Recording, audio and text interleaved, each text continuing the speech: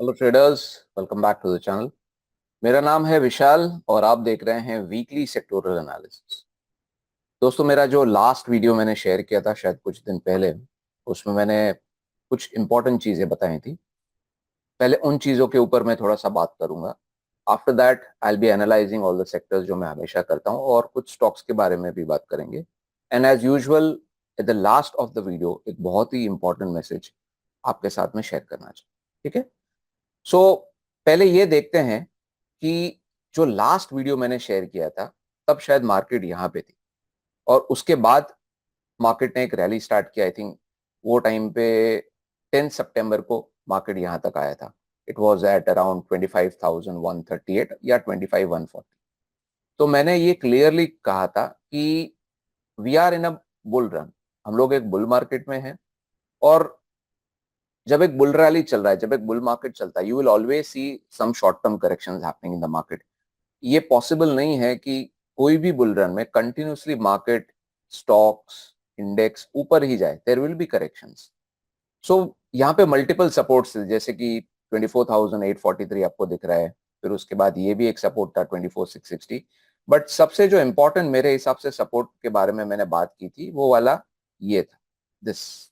क्योंकि यहाँ पे बहुत ज्यादा कैंडलस्टिक क्लस्टर्स हैं, और ये अगर लो के नीचे क्लोज होता है, this recent low in Nifty futures, then things can change. थोड़ा सा प्रॉब्लम हो सकता है मार्केट में, ये मैंने कहा। और यहीं से मार्केट घूम गया इनफैक्ट। और उस दिन मेरे ख्याल से मार्केट, जैसे मैंने आपको बताया, मार्केट यहाँ पे था 25,137,140। तो मैंने जो लेवल शेयर किए थे वो ये थे कि 25,250 के अगर ऊपर सस्टेन करता है, या 25,300 के ऊपर जाता है, तो ये रैली कंटिन्यू रहेगा। शायद उसके बाद आप देख पा रहे हो that the Nifty futures have tested 25,432। सो इसका मतलब है ऑलमोस्ट 100-150 पॉइंट की रैली निफ्टी फ्यूचर्स में उसके बाद आ चुकी है। अब अगर ट्रेंड को हम देखें, आप अगर मंथली में देखोगे तो भी ट्रेंड ऊपर है, वीकली में भी the trend is up, and daily में भी ट्रेंड ऊपर है। बट सबसे पहले मैं मंथली के बारे में बात करूंगा। देखिए, आरएसआई यहाँ पे जो है वो 81 लेवल पे, it is slightly overbought, but it is fine. That is a generally a sign of a bull market. और रेजिस्टेंस के हिसाब से अगर मैं देखता हूं, तो जो नेक्स्ट अपकमिंग रेजिस्टेंस है मेरे हिसाब से, वो मंथली चार्ट्स में आ रहा है करीबन 25,750 और 25,800। इसके बीच में ये जो 50 पॉइंट का रेंज है, अगेन रिपीट करता हूँ, 25,750 या 760 से लेके 25,800 के बीच में ये एक रेजिस्टेंस रहेगा। Now if you go to the weekly time frame chart, weekly time frame chart में अगर आप देखोगे तो यहाँ पे there is one particular important thing which you need to understand. Prices are trying to go higher and RSI is making a lower high. So ये, जब तक प्राइस यहाँ पे नीचे आया था, it is a negative divergence. अभी भी हम लोग एक नेगेटिव डाइवर्जेंस में ही चल रहे हैं। Still that negative divergence has not been negated, but daily chart में, आवरली चार्ट में थोड़ा सा स्ट्रेंथ आ गया है। सो अगर ये रैली हमको चाहिए कि अगर ये कंटिन्यू रहे, then it is very very important कि एटलीस्ट जो अभी रिसेंट हाई बना है 25,439 या 440, उसके ऊपर कंटिन्यूस हम सस्टेन करते रहें। बिकॉज ये देखिए एक वीकली लेवल है। वीकली ऊपर लेवल में कभी कभार कैसा होता है कि इंट्रा वीक, यानी मंडे से फ्राइडे के बीच में निफ्टी फ्यूचर्स ऊपर चला गया, फिर वीकेंड क्लोजिंग के टाइम पे नीचे आ गया। So we have to remain above that. If we remain above that continuously day by day, at least एक या दो दिन, then there is fair bit of chance जो नेक्स्ट लेवल है वो आएगा 25,750 से लेके 25,800 के बीच। ठीक है, this is possible. Now one there is one particular quality of the recent rally which is happening. Say for example, अगर आप ये वाला रैली चेक करें या ये वाला रैली चेक करें, what is happening is consolidation के बाद बहुत स्पीड में रैली ऊपर जा रहा है।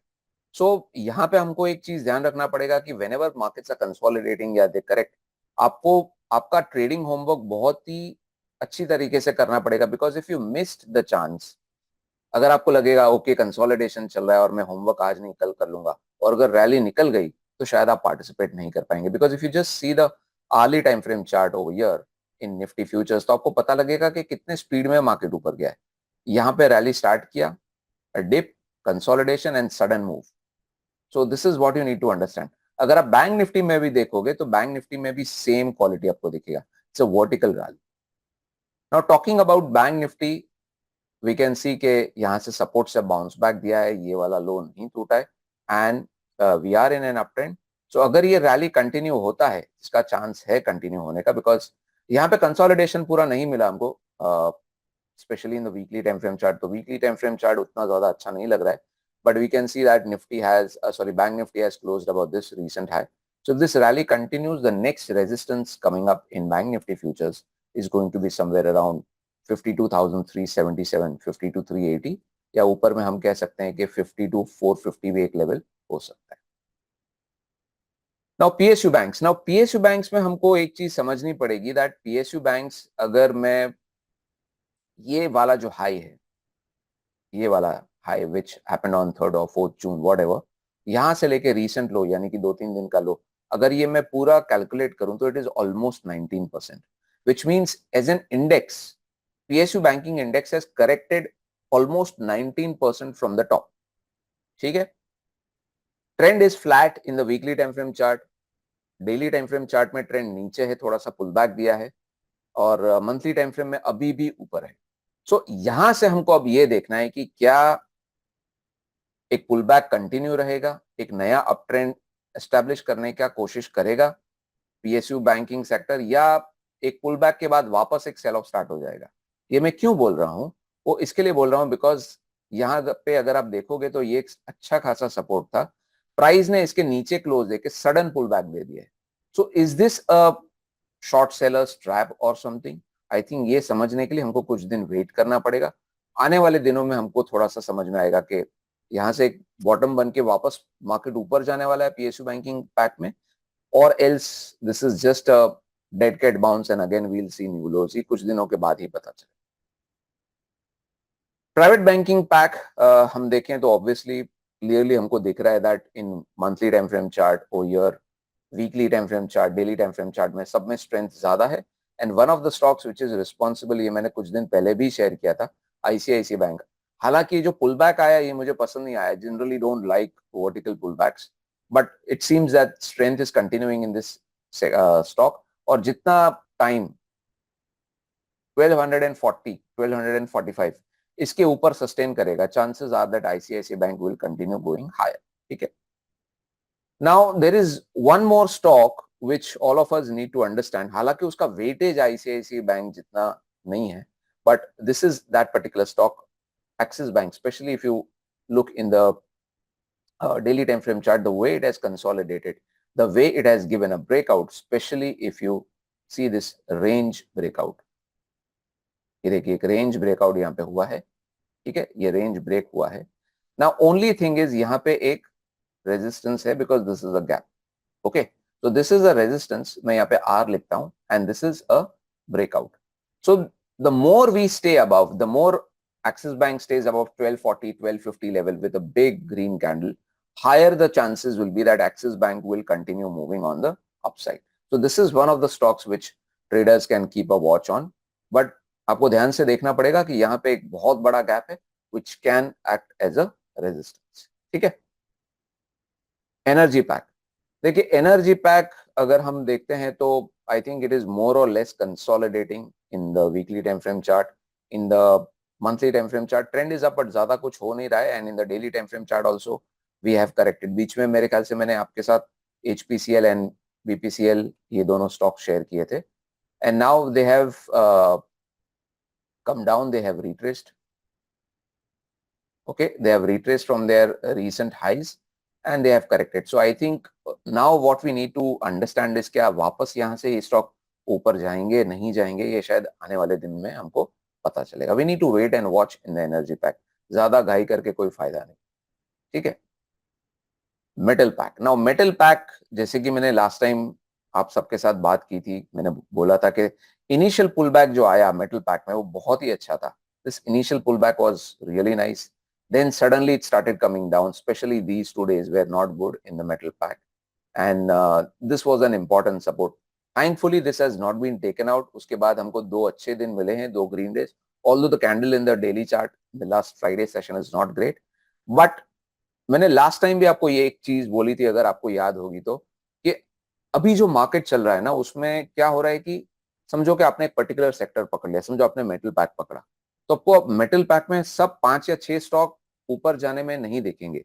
आपको समझना पड़ेगा, आपको मैनुअल इंटरवेंशन करना पड़ेगा और ये देखना पड़ेगा कि आपके सिस्टम में जो जो स्टॉक्स आपको अच्छे दिख रहे हैं उसमें से जो बेस्ट पिक है उसी में आप पार्टिसिपेट करिए। जैसे कि एक स्टॉक मैंने शेयर किया था, वो था हिंद कॉपर।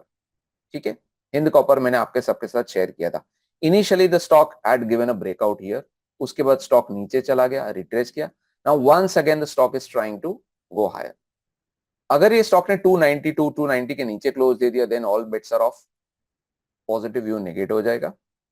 बट और एक स्टॉक जो था Jindal Steel and Power, it has given a breakout and it's continuing to go higher. So जैसे मैंने बोला था, सब स्टॉक्स नहीं देखोगे। अगर आप टाटा स्टील देखते हो, which is the leader of this pack, अगर आप टाटा स्टील देखोगे तो Tata steel is still consolidating, it's still sideways.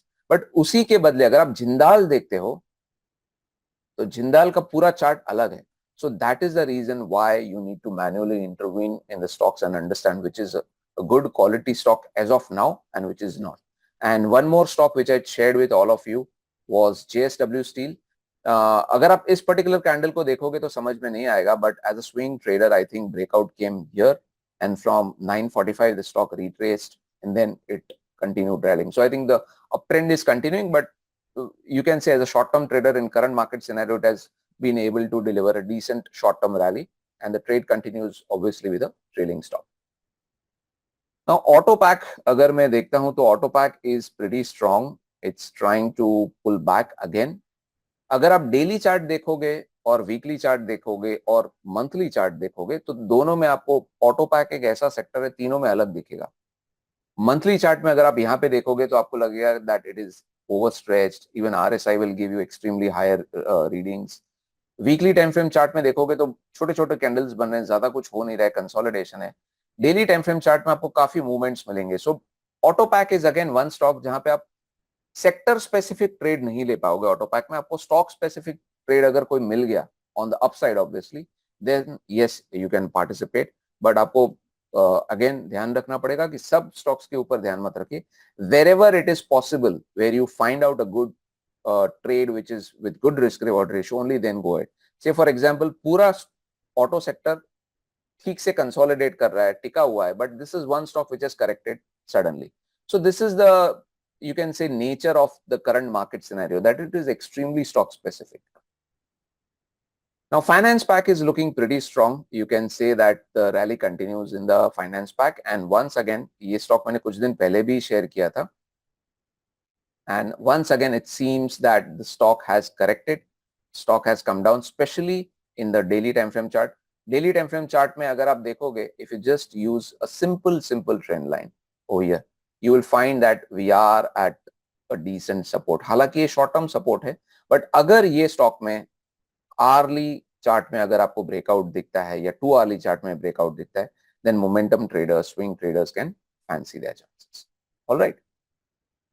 Consumption pack अगर आप देखोगे तो it is continuing in an uptrend. It is overstretched in the weekly time frame chart. In the monthly time frame chart it is also overstretched. Daily time frame में हमको एक थोड़ा सा dark cloud cover जैसा दिख रहा है, but I think strength is still visible. If any of the traders is holding stocks in this particular sector, then you can continue to hold with a trailing stop loss. But as of now, it's not a very good time to participate in this particular sector. As a complete sector analysis अगर आप करेंगे, but हाँ एक stock अगर आप देखोगे जिसने recently उतना participate नहीं किया है, वो है टाटा कंज्यूमर। और टाटा कंज्यूमर अगर आप सिर्फ डेली चार्ट में देखोगे ना तो आपको समझ में नहीं आएगा उतना, बिकॉज आपको लगेगा कि ये तो ज्यादातर कंसोलिडेट कर रहा है। So according to me it is within a range, you can see again this is within a range, this is a range. नीचे में रेंज शायद 1160 का है, ऊपर में 1230 1240। So I guess if this range breaks with a big green candle, then chances will increase that the momentum will continue on the upside. ठीक है, but एक कैंडल अच्छा होना चाहिए, वरना कोई फायदा नहीं। If it gives a inverted hammer or something, it won't make any sense. All right, FMCG pack. FMCG pack again, sector is overstretched, and as of now, I have no views on this sector. Yes, it is looking strong. Whoever is holding stocks in this sector, you can continue to hold with a trailing stop. But नया कुछ view मैं नहीं बना पा रहा हूँ in any of the stocks. So I'll wait and watch pretty silent. Infra pack. Infra pack अगर आप मेरे पिछले वीडियोस में देखोगे तो आपको पता चलेगा कि मैंने क्लियरली ये चीज बोली थी कि यहां से ये जो सेल ऑफ आया है, is it going to stop, because this was a support. अगर इसके नीचे क्लोज हो जाता, then we would have probably gone down even over here. Thankfully, we have been able to bounce back. Now, if you just have a look at the weekly time frame chart में we are just consolidating. So in an infrastructure sector, मैं वापस यही बोलूंगा, it is more or less a stock specific sector. Yes, the sectoral analysis के हिसाब से sectoral chart ने ऊपर bounce जरूर दिया है, but if you want to find stocks तो आपको extremely stock specific जाके देखना पड़ेगा. जैसे कि अगर आप देखते हो GMR Infra. So GMR Infra is one stock, if you see, it has been able to survive this particular level. If this particular level is not taken off on the downside, then possibility is that GMR Infra ऊपर की तरफ momentum rally देगा. ठीक है? Now, if you go forward and have a look even in this stock, JK Cement. Now, JK Cement में कैसा हुआ? JK Cement, it was continued to going up. Suddenly it retraced, and when it retraced, this happened to fall on this particular support band. As far as 4490 is not taken off, I think the upside momentum might continue in this stock. So it is more or less, you can say, a stock specific game in the infra pack rather than sector specific stuff. IT pack. IT pack, I think it's looking strong in the monthly, weekly, even in the daily chart. But yes, I would certainly say that it is slightly overbought in the weekly time frame chart. Now, as a short-term momentum trader or as a swing trader, I think this is one of the stock, Tech Mahindra, you can say, especially अगर आप hourly chart को check करते हो तो आपको ये stock ज़्यादा पसंद आएगा as a trader, because the way smoothly it has given a breakout, it seems that a swing trader or a momentum trader can fancy its chances. But yes, ये जो ऊपर का level है somewhere around 1660 or 1670, इसके ऊपर close or sustenance चाहिए in this particular stock, then this rally can continue. Pharma pack, I think it continues to go higher, but जो यहाँ पे momentum था ना pharma में, see, there is always a difference between momentum and trend. Both are totally different things. So if you see this particular rally happening over here, this was a purely momentum based rally. If you see this particular rally, the trend is still up. उसमें कोई दो राय नहीं है. But if you see properly, the candles have dried up. यानी कि छोटे छोटे candles बन रहे. यानी कि rate of progress, rate of rally has come down. So according to me, आपके जो trailing stop losses हैं pharma pack, जिस trader ने भी नीचे से positional trades, swing trades, जो भी आपने initiate किया, it's time to tighten your stop losses. I'm not saying it will crash, but generally it's time to tighten your stop loss. If the rally continues, you can enjoy with the rally, but if it comes down or a trailing stop loss trigger hota hai, then it's better to come out of, because it has been able to give a decent rally.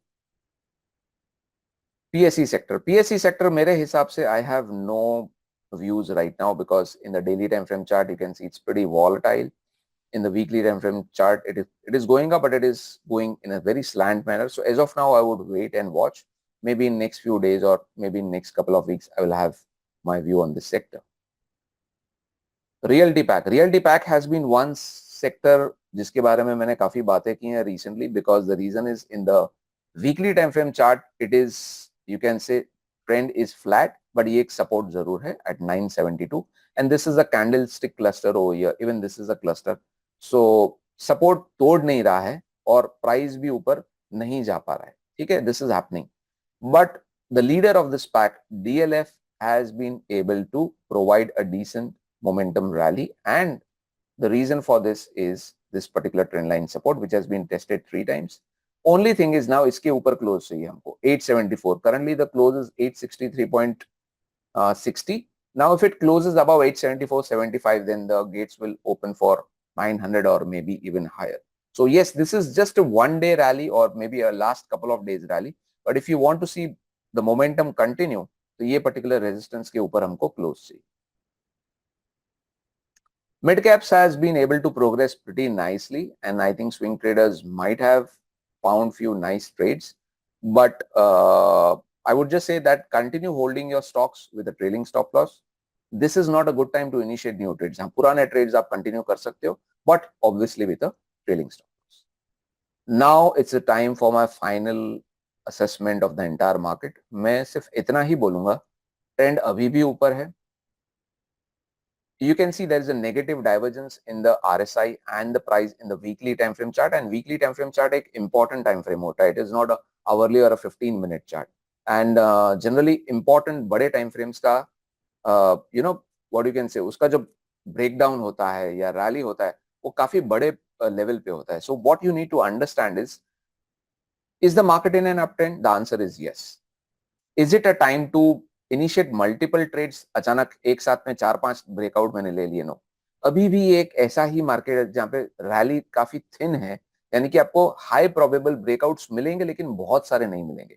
So as a trader my mentality tells me that if I am initiating I will probably initiate 1 or 2 trades at a time, maybe max to max 3, और शायद अगर 2 या 3 में मेरा एक में first target आ गया या ट्रेलिंग काफी ऊपर चला गया मेरा stop loss, now my trade is risk free, only then मैं एक नया ट्रेड इनिशिएट करूंगा. Because at such a high level in the market, again I am not saying that market is topping out, but हम देख पा रहे हैं that we are at a resistance, और जैसे ही ये रेजिस्टेंस टूटता है, अगला रेजिस्टेंस 300 या 400 पॉइंट के पास है, यानी कि we are within a range of 1.5 to 2% जो मार्केट का रैली होगा वहां पे भी एक रेजिस्टेंस आएगा. So you need to understand that you should stay long, but you should be cautiously bullish. This is not a time to go extremely aggressive. All right. So मैं आशा करता हूं कि आज का जो वीडियो है आपको हेल्प करेगा to understand what sort of thought process you should have as a trader, because trading में सिर्फ टेक्निकल एनालिसिस नहीं बट एक थॉट प्रोसेस भी इंपॉर्टेंट रोल प्ले करता है मेरे हिसाब से. ठीक है. So if you find this video has been helpful, do let me know with your comments below the video and also share it with other traders as well. Trade less, trade wisely. Thank you.